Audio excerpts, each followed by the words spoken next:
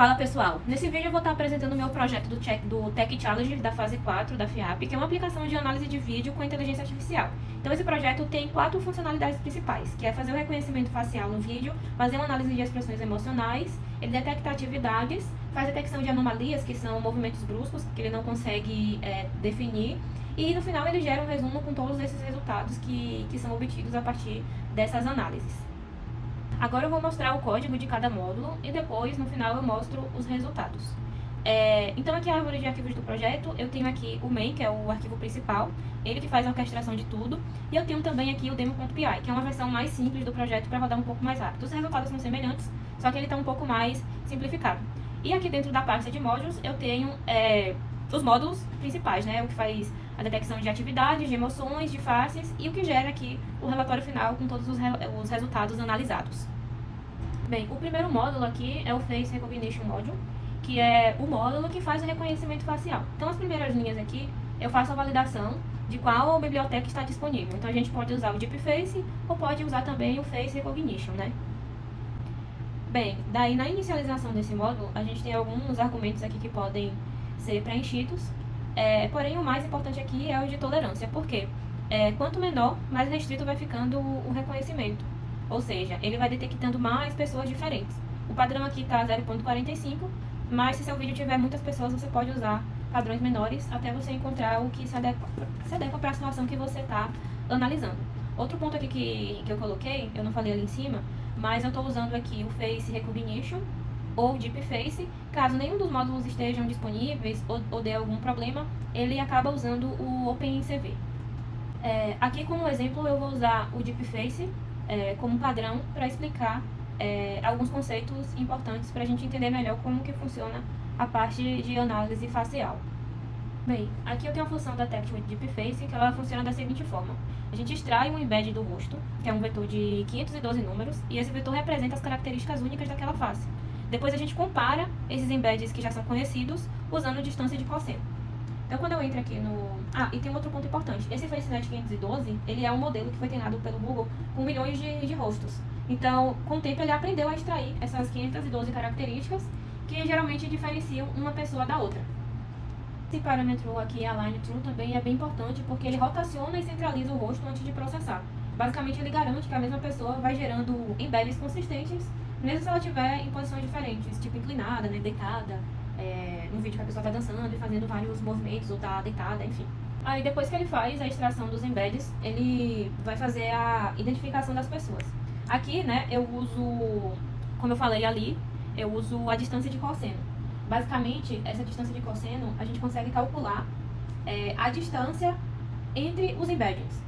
Que com isso, eu sei se, por exemplo, dois rostos são da mesma pessoa ou não. Como faz? Ele valida, né? É o primeiro rosto que aparece. Daí ele vai lá salvar como pessoa 1. Depois eu vou mostrar o vídeo e as imagens. Aí ele pega o próximo rosto. Aí ele calcula de novo as distâncias. Aí ele encontra o mais parecido, né? O que tem a menor distância. Se a distância for menor que o threshold, é a mesma pessoa. Se for maior, é uma pessoa nova. Daí ele registra como pessoa 2, pessoa 3. E isso permite contar quantas pessoas diferentes vão aparecendo no vídeo. Mesmo que aquela pessoa apareça várias vezes em momentos diferentes. Para facilitar melhor a visualização, o que é que eu faço aqui embaixo? Aqui eu desenho retângulos coloridos e aí cada pessoa recebe uma cor diferente para facilitar ali a visualização e o nome referente àquela pessoa. Pessoa 1, pessoa 2, e isso ele vai repetindo durante toda a análise frame a frame.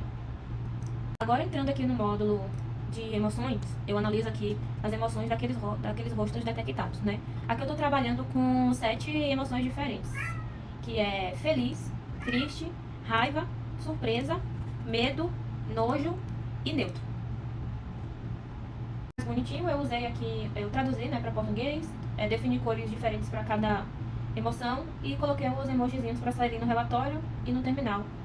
E na inicialização da função também, a gente pode fazer a escolha do modelo que quer usar, né, pode ser automático, ele vai escolher o que está melhor disponível, o Deep Face, que é o mesmo que a gente usou ali para fazer a validação das faces, ou o FE, que é mais rápido. Daí quando eu vou aqui para baixo, eu tenho essa função aqui que é o Analyze Face. Basicamente eu uso aqui o Deep Face porque ele já é um modelo treinado para classificar emoções.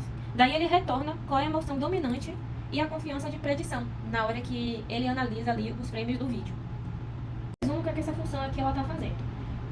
A gente pega a imagem do rosto, aí a gente passa para o Deepface com essa ação de emoção, daí ele vai retornar para a gente um dicionário com a porcentagem de cada emoção, né? Para feliz, triste, surpresa, medo e etc. Daí a gente pega a emoção dominante, que tem maior porcentagem, e mostra no vídeo junto com a confiança de detecção. Aí aqui, por exemplo, eu tenho um exemplo de um frame que foi extraído, né, na hora que ele fez a análise. Ele colocou aqui feliz 99%, que é a confiança, né, pessoa 3, e marcou aqui com o quadradinho amarelo, como eu comentei. E para a análise do vídeo, por último, eu tenho aqui, que é detecção de atividades. O mais completão, porque ele vai detectando poses corporais e ele classifica as atividades.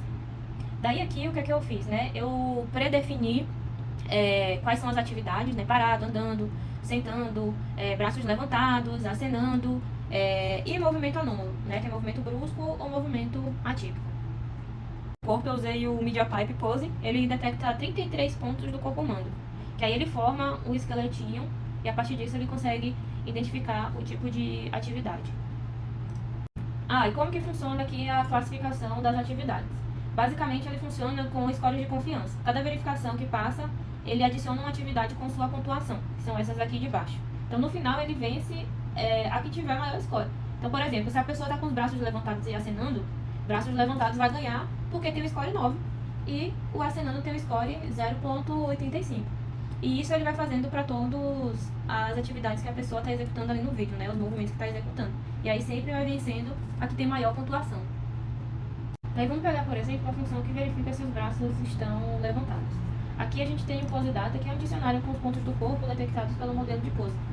Naquela imagem que eu mostrei, a gente tem esses pontinhos vermelhos aqui, e cada ponto desse, ele tem posições que geralmente são pontos de confiança. Então aqui no código, voltando para o código de novo, eu separo, né, pulso esquerdo, pulso direito, ombro esquerdo, ombro direito e nariz. Aí aqui, por exemplo, eu verifico se o pulso está acima do ombro. Basicamente, como no sistema de coordenadas da imagem, o eixo Y diminui quando o ponto sobe. Aí eu verifico se o pulso está acima do ombro e também exijo aqui uma confiança mínima para evitar erro. Então aqui eu verifico a confiança do ponto para evitar ruído, né? Então aqui eu tenho left wrist 2 maior que 0,5 e right wrist 2 maior que 0,5. O que isso significa? Basicamente aqui esse índice 2, ele representa a confiança do key point. Se por acaso o modelo não tem certeza onde está o pulso, o valor é baixo. E aí ele ignora os pontos com confiança baixa e evita falso positivo, por exemplo, detecção errada quando o braço está escondido. E aqui eu só considero o ponto se a confiança for maior que 0,5. Então assim eu evito usar os dados imprecisos. Basicamente eu verifico se os dois braços estão levantados ou se está muito alto. Daí eu retorno verdadeiro caso ele obedeça essas condições. Então aqui, se os dois braços estiverem levantados ou se um deles estiverem muito acima, passando do nariz, eu acabo classificando a atividade como braços levantados. Isso. Daí na main a gente vai chamar aqui a função que roda a análise geral, que é o Run Analysis, esse aqui, Run Full Analysis. Basicamente ele invoca esses 3 módulos e gera um relatório final. Aqui ele gerou o vídeo analisado, daí ele vai mostrar ali, conforme eu falei, né? Vai marcar quem são as pessoas, o tipo de sentimento dessa pessoa e o nível de confiança e a atividade que ela está executando nesse momento, né? Então aqui ele fala qual o tipo de atividade, qual a confiança. E aqui tem um mapeamento dos movimentos, como eu comentei ali um pouco mais antes. Eu tenho os gráficos que ele mapeia as atividades por distribuição, né? Quantos estão sentados, inclinados, parados, etc. Tem o JSON, que é o resultado final, quanto que o modelo detectou. Então, nessa análise que eu fiz, ele conseguiu detectar 12 pessoas. Aqui você pode observar, por exemplo, que ele colocou a pessoa 1 como 1.394 aparências. O que significa? Que provavelmente ele mapeou qualquer outra coisa como sendo a pessoa 1. Então, quando eu pego aqui, frame a frame, dá pra ver, por exemplo, deixa eu ver se eu acho aqui. Dá pra ver que, por exemplo, aqui não tem nada e ele colocou como pessoa 1. Então dá pra gente ajustar melhor as configurações do modelo para ele ser mais assertivo, talvez criar novos critérios de avaliação, enfim. Ou aqui é um fantasma mesmo que foi detectado pelo modelo. E é basicamente isso. Outro ponto aqui, que é o mapa de distribuição por emoções, por pessoas, e aqui é um relatóriozinho mais simplificado. Finalizar aqui, eu deixei o Readme com as instruções do projeto, e aqui a gente tem as opções disponíveis. Quando for rodar o script aqui do Python, a gente pode passar alguns parâmetros, e a depender do parâmetro que você passa, ele vai gerar um relatório de forma mais rápida, ou um relatório um pouco mais detalhado. Por exemplo, essa parte de frames que eu mostrei, ela só vai gerar se você passar o save frames, que aí ele vai pegar e salvar frame a frame, né, o que o modelo analisou, e vai salvando aqui todas as análises que ele fez de cada frame, tá? É só pra deixar claro aqui. E eu acho que é isso. Espero que tenham gostado da explicação, do projeto, e até a próxima.